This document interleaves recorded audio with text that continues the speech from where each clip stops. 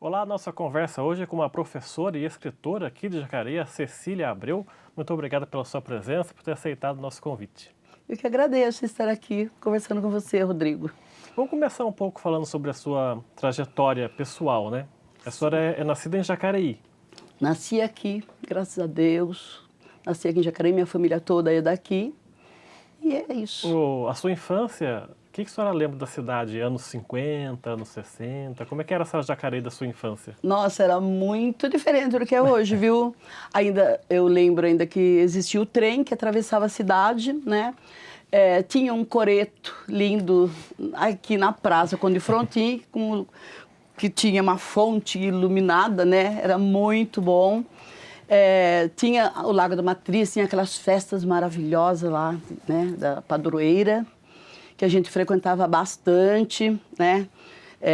Eu lembro bastante assim, do Lago da Matriz, da Praça Conde Frontin. Eu lembro muito que eu andava muito de bicicleta aqui em Jacareí, era muito bom.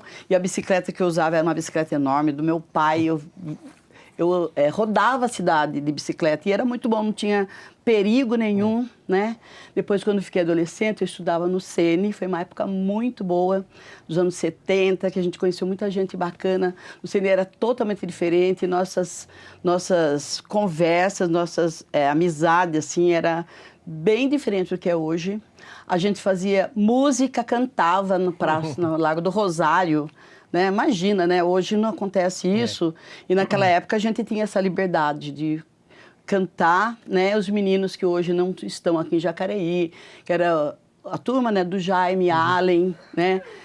A Nair, né? Toda essa turma a gente participava cantando ali no Lago do Rosário, né? E tinha o grupo que era Processo Pop, eu lembro, né? Que os meninos faziam muito som ali também. Vocês moravam em que bairro na sua infância? Então, eu morei, quando eu era assim, eu fui meio mutante. Eu morei no São João muito tempo, quando era criança. Depois nós mudamos um pouco na Vila Zezé, morei um pouco na Vila Zezé. Depois nós retornamos, morava ali na Cônigo José Bento, lá em cima, no morro, lá na José Bueno, lá em cima. Entre a Cônigo e a José Bueno, lá em cima. E essa época, bom, daí que meu pai comprou ali a casa, a gente moramos lá até eu me casar, sair de casa, ir para São Paulo. Morei lá toda a vida. Então, era um bairro muito próximo do centro, só tinha um morro. Então, é onde que a nossa adolescência mesmo, a gente fazia assim, era no centro da cidade. E a senhora tem muitos irmãos? Olha, eu tenho, né, alguns já são falecidos. A família era grande? Minha família era grande, minha mãe teve 11 filhos. 11 filhos? 11 filhos. Eu sou a do meio, eu tenho 5 irmãos mais velhos que eu e 5 mais novos, né? E como é que foi passar essa infância numa família grande? Imagino que uma casa lotada de gente. Era bom, viu? Era muito bom porque meu pai era, assim, muito carinhoso com a gente. A gente brincava muito, muito, muito. A gente morava no São João, que tinha um quintal muito grande, que tinha muita... A gente brincou, assim, em árvore, na rua, não muito na rua, porque ali tinha bastante trânsito. Mas a gente brincou bastante nos quintais, assim, de casa, e a gente brincava muito entre os irmãos mesmo. Nós éramos, assim, uma turma muito grande e a gente brincava bastante entre a gente mesmo. Eu imagino que a diferença do filho mais velho para o filho mais novo deve ser de uns quase 20 anos, né? Sim, sim. A minha irmã mais velha, hoje ela está com 80 anos e o meu mais novo com 50. Era assim, um espaço de 2 em 2 anos. De 2 em 2 anos. Nós somos diferentes, assim. E o seu pai fazia o quê de trabalho? Então, meu pai, ele sempre foi eletricista autônomo. E mais ao final da vida dele, ele trabalhava na prefeitura de Jacareí. Ele trabalhava... E que tipo de educação os seus pais deram para os 11 filhos? Então, foi bem difícil para eles, né?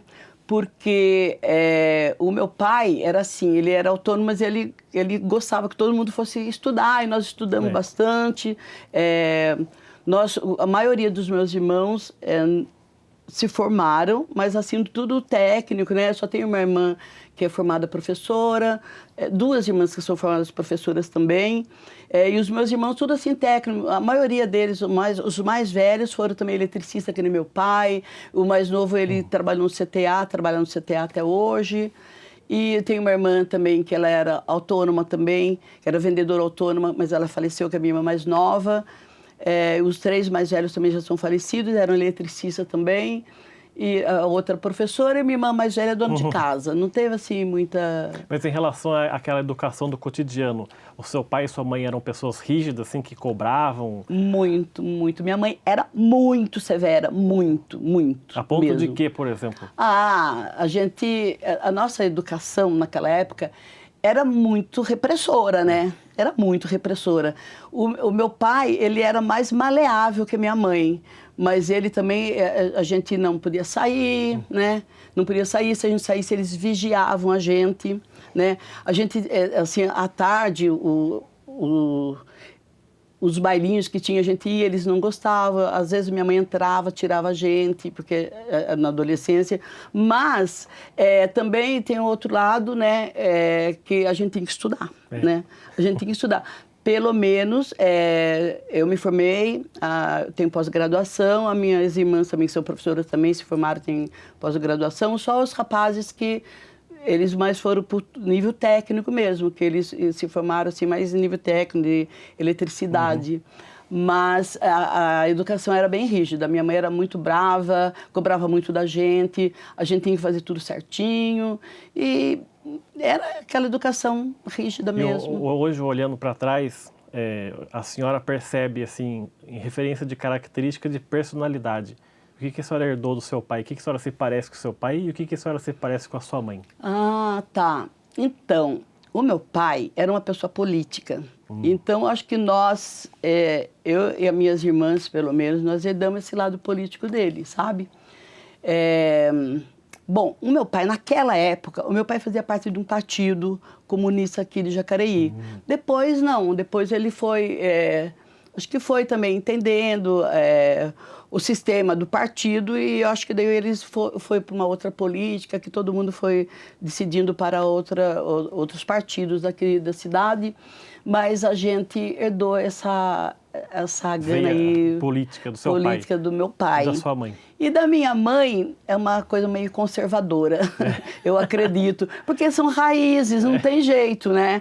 Nós fomos criados num sistema repressor. Né? E minha mãe era uma pessoa muito inteligente, mas ela era muito severa. Então, a gente herda um pouco dessas coisas. A minha filha fala isso para mim. Mãe, você tá igual a minha avó, né? Então, às vezes eu me vejo, né? Eu tenho até um poema que eu falo sobre isso. Que eu olho para o espelho e vejo a minha mãe, né? Mas eu procuro desconstruir isso, sabe? Porque eu não acho isso bom. Eu não acho isso bom. Eu acho que o ser humano tem que evoluir, né? Tem que ter evolução, tem que ver como que o momento hoje, como que nós estamos vivendo hoje, né? A senhora falou no comecinho da entrevista que foi uma época muito boa quando a senhora estudou no Sene, né?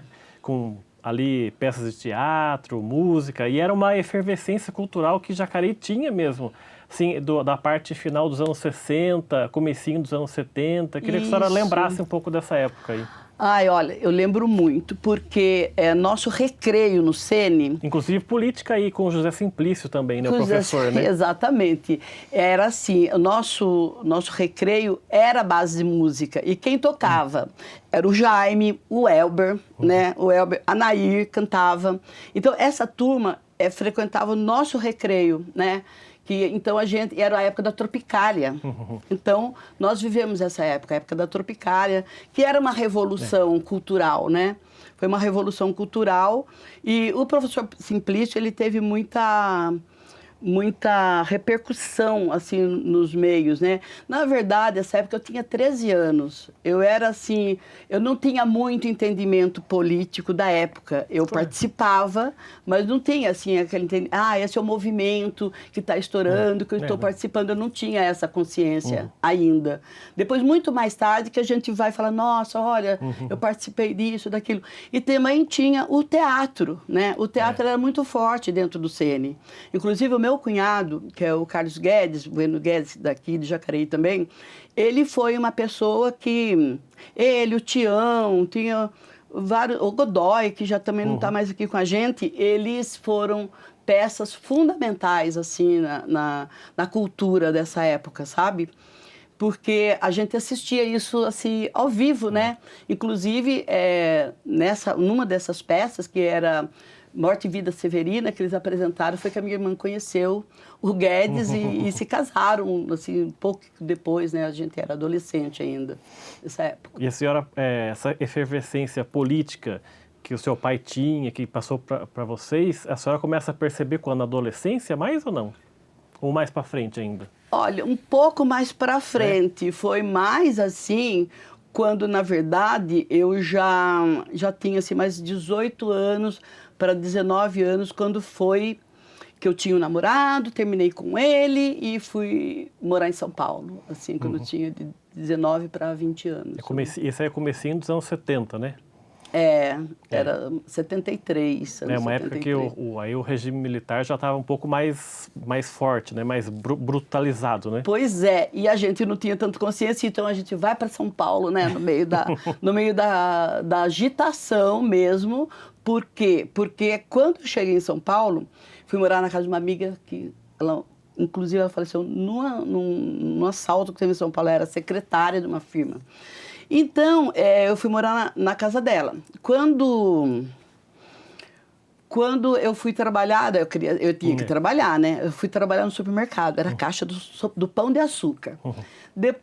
Logo depois, a minha prima foi para São Paulo e ela foi trabalhar na FAAP e ela tinha uns amigos que trabalhavam no Diário Associados. Daí eu entrei no Diário como perfurador. Naquela época tinha que ter datilografia, eu tinha. Né? Eu tinha feito o curso de datilografia e fui digitadora nos Diários Associados.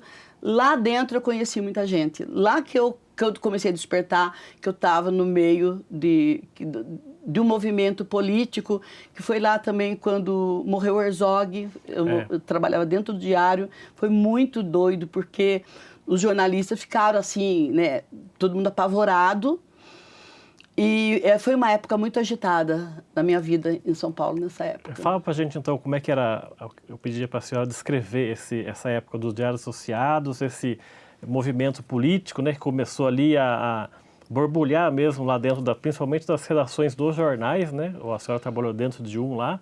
Como é que era esse cotidiano e esse susto dos jornalistas quando morreu o Vladimir Herzog, né? Olha, eu vou tentar descrever um pouco para você.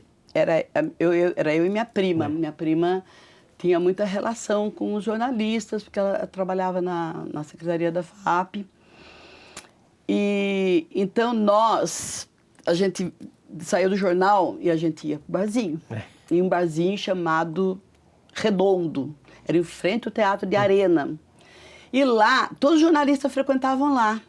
E lá a gente sentia muito medo, porque todo mundo que estava assim, a gente achava que era espião, que vinha prender não sei quem, que vinha não sei o quê. Então, era uma época de pavor, que a gente sentia, mas eu não sabia direito o que acontecia. Mas era uma época pavorosa, sabe? Depois, inclusive depois que eu saí do Diário, eu fui trabalhar na Folha de São Paulo. E na Folha de São Paulo, eu via o secretário da Segurança tirar jornalista de dentro da redação. Eles tiravam a jornalista tirando, assim, dentro da redação. Porque o Pestap era uma área muito grande e do lado era a redação da Folha. Era lá no Campos Elíseos.